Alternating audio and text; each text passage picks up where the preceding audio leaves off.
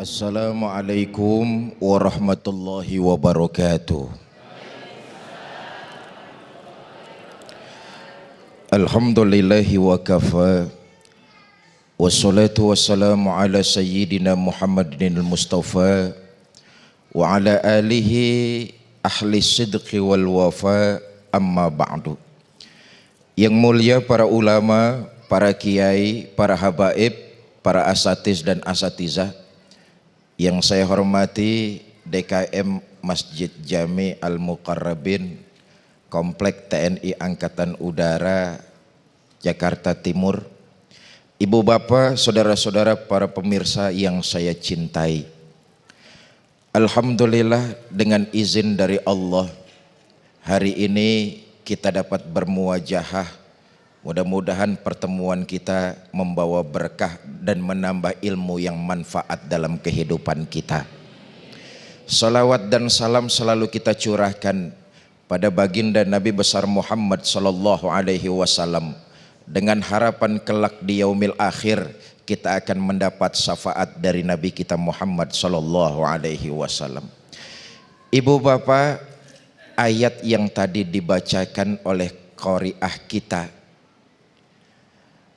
menuntun agar kita orang beriman nih hanya menyembah dan meminta kepada Allah.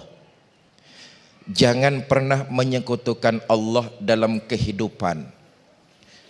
Lalu ayatnya bergandeng, perlakukan kedua orang tuamu ihsan, dengan baik. Ibu dan bapak, perlakukan kedua orang tua kita dengan cara yang baik. Lebih-lebih ibu kita. Dahulu di zaman tabi'in, ada orang laki lapor ke Tuan Syekh, guru besar. Tuan Syekh, saya di rumah ada masalah. Istri saya bertengkar sama ibu saya, sementara ibu saya tinggal di rumah kami. Apa jawab Tuan Syekh? Kata Tuan Syekh, coba ulangi kalimat yang terakhir. Ibu saya tinggal di rumah kami. Ulangin lagi, makin kenceng Tuan Syekh ngomongnya. Ulangin lagi kalimat yang terakhir. Ibu saya tinggal di rumah saya. Ulangin lagi, makin kenceng Tuan Syekh itu kalimatnya. Ibu saya tinggal di rumah saya. Kalimat yang terakhir itu yang salah. Yang betul adalah kamu numpang hidup kepada ibumu. Karena ibumu lah kamu punya kehidupan di alam dunia. Yang numpang di sini bukan ibumu tapi kamu. Ini anak mendengar jawaban Tuan Syekh laksana disambar petir di tengah hari bolong. Sadar dia betapa selama ini dia melupakan kedudukan mulia seorang ibu. Sadar dia. Setelah dia sadar, dia bilang sama Tuan Syekh, Tuan Syekh, terima kasih Tuan Syekh sudah mengingatkan saya. Masalahnya sudah selesai. Saya kurang memperdulikan ibu saya dari kemarin-kemarin. Bapak ibu saudara-saudara para pemirsa yang saya cintai, kedudukan ibu dalam Islam begitu mulia. Lihat sajalah ketika ibu mengandung kita, usia janin kita baru 2 atau 3 bulan, ibu sudah disiksa tuh oleh kita. Orang kalau hamil muda kan kesiksa mulai. Enggak tahu siang, enggak tahu malam, enggak tahu pagi, enggak tahu sore, hamil muda, padahal enggak pengen muntah, enggak ada yang dikeluarin. Betul ya Bu ya? Oh, saya kagak pernah ngidam kok. Hamil muda ibu udah kita siksa tuh Pak. Makin tua usia kehamilan ibu, makin berat beban yang dirasakan. Makin gede perut, kemana-mana kagak pernah ditinggal. Kali mau ke pasar, nih perut nyusahin amat, taruh aja di rumah dulu. Enggak. Makin tua usia kehamilan, makin berat beban yang dirasakan. Makanya kaum bapak kalau pengen ngerasain ibu kita hamil, gandulin kelapa 3 kilo dah pak. Kemana-mana bawa 9 bulan rasain kayak begitu tuh. Makin besar usia kehamilan makin tersiksa. Makanya pantas ya kalau dalam Quran disebutkan wa hamalathu ummuhu wahnan ala wahnin. Ketika janin ada di dalam kandungan seorang ibu, kondisi ibu itu payah di atas kepayahan, lelah di atas kelelahan. Kenapa? Usia kandungan yang di dalam perutnya itu makin hari makin besar. Orang kalau hamilnya sudah besar, ngapa-ngapain aja kan serba salah. Betul? Tidur miring, enggak enak. Tidur celentang, kayak gunung. Tidur tengkurap, takut meledos. Udah kita siksa tuh. Sampai hari haknya melahirkan kita di ke alam dunia. Apa selesai perjuangan ibu? Oh belum saudara. Justru makin berat.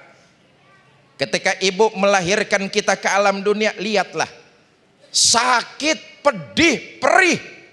Bagai disayat rasa sembilu.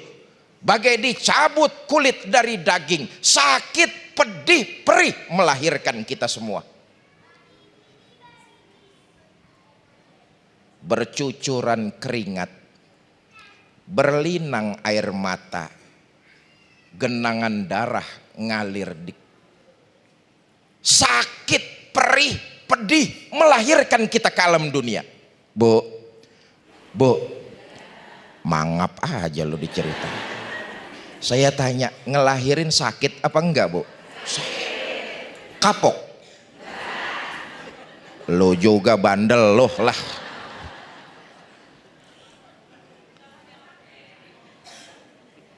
Saat jabang bayi lahir ke alam dunia, apa selesai perjuangan ibu? Enggak, justru baru dimulai.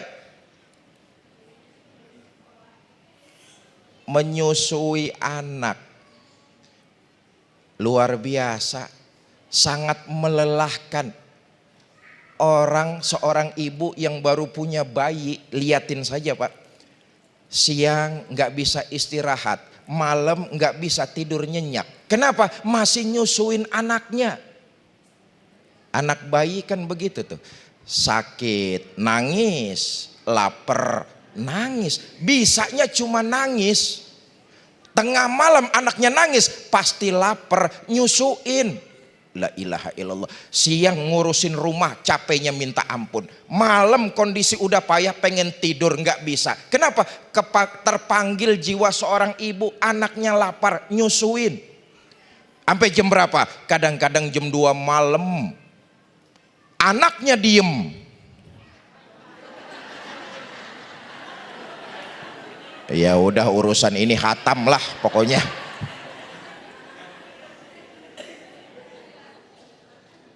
Dua tahun ibu kita berjuang nyusuin dengan penuh rasa kasih sayang. Makanya pantas ya, anak tuh ikatan emosionalnya dengan ibu luar biasa. Karena memang 2 tahun ibu menyusui anak. Ibu pun ikatannya dengan anak luar biasa. Kepekaannya di situ sungguh sangat istimewa. Makanya maaf, ibu sama bapak terhadap anak lebih peka kaum ibu. Bapak bukan berarti nggak sayang sama anak. Semua orang tua sayang sama anak, cuma kurang peka. Apa buktinya? Bapak nih kalau makan di mana aja, dia nggak kurang tapi ingat sama anaknya. Itu kurang peka tuh pak. Ngaku aja dah lah.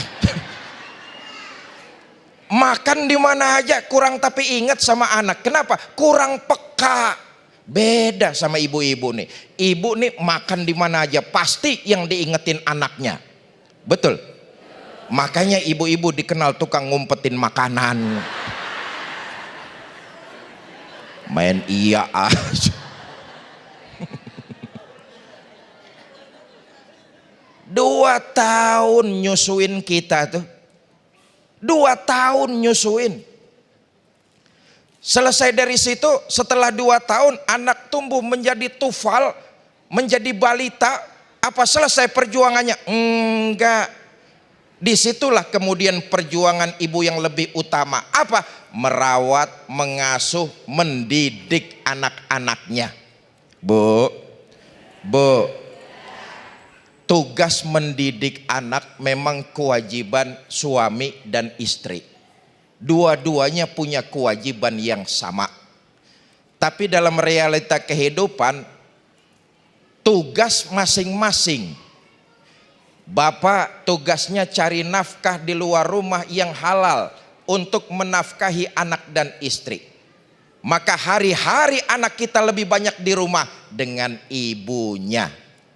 Disitulah peran ibu merawat, mengasuh, mendidik anak-anaknya dengan didikan nilai-nilai ajaran agama. Sebab sekolahan anak itu pertama di rumah, gurunya ibu bapaknya. Madrasatul Ula, sekolah pertama anak-anak kita dalam rumah tangga kita masing-masing. Istri, ibu mengambil peran yang besar dalam mendidik anak. Kenapa? Suami, kaum bapak tugas utamanya cari nafkah. Kekosongan itu ibu yang mendidik. Bapak ibu, saudara-saudara kaum muslimin yang saya muliakan. Karenanya peran yang sangat penting dilakukan oleh kaum ibu selain mengasuh, selain merawat adalah mendidik anak-anaknya, buah hatinya supaya nilai-nilai ajaran agama bersemayam kuat dalam hatinya. Memang anak kita pengen jadi anak yang soleh dan solehah. Enggak cukup kita cuma sekedar membaca mantra sim salabim abragedabra. Enggak cukup. Pengen punya anak yang soleh dan soleha, nggak bisa laksana menunggu embun yang turun di waktu pagi. Justru mau punya anak yang soleh dan soleha tergantung dari bapak dan ibunya mendidik mereka agar supaya agamanya mantap dalam hati. Kalau ibunya rajin hadir di majelis-majelis taklim, bapaknya hadir di masjid untuk melakukan sholat berjamaah dan syiar agama Islam, insya Allah anak akan meniru, anak akan mencontoh, anak akan mempraktekannya dalam kehidupan sehari-hari. Karena itu madrasah pertama anak-anak kita, pendidikannya ada pada tangan ibu semua. Fenomena yang terjadi sekarang, peran yang sangat mulia seperti ini sudah mulai ditinggalkan kaum wanita. Jangankan untuk mengasuh, merawat dan mendidik, untuk nyusuin aja perempuan zaman milenial sekarang ini udah banyak yang tinggalin.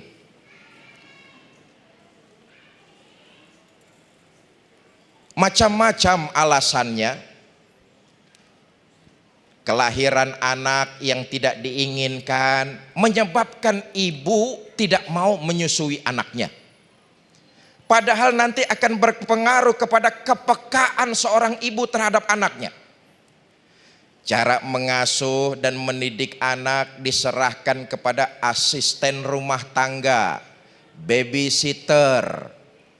Ibunya tidak mau mendidik secara langsung, mengajarkan secara langsung. Alasannya pun beragam, enggak mau nyusuin, takut gemuk, perabotan pada kendor. Padahal ini peran yang sangat penting. Karena dari situlah kedekatan seorang ibu mendidik anaknya menjadi generasi-generasi yang soleh dan solehah. Bapak Ibu, karenanya peran suami dan istri berbagi tugas. Kalau Sabtu dan Minggu mungkin Bapak libur kantor bisa membantu tugas rumah. Dalam hal ini memperhatikan pendidikan anak-anaknya. Tapi dari hari Senin sampai hari Jumat, mayoritas ibu lebih banyak menemani anak-anaknya. Di tangan kaum ibu lah, di tangan istri lah, anak bisa jadi anak yang soleh dan solehah. Karena itu peran seorang istri dalam mengatur rumah tangga, merawat, mengasuh dan mendidik anak-anaknya sangat luar biasa, dan peran ini sangat mulia. Tiap kita adalah anak. Karena itu muliakan sebagaimana tadi ayat yang sudah disampaikan oleh qori'ah kita. Muliakan orang tua kita lebih ibu kita. Jangan berkata apabila diperintah, apalagi berkata kasar. Karena tarikan nafasnya dalam melahirkan kita tidak akan bisa kita balas dengan harta seluruh isi alam semesta ini. Tarikannya satu nafas saat melahirkan kita tidak akan pernah kita tebus dengan harta apapun yang ada di alam dunia. Wallahu a'lam bishawab.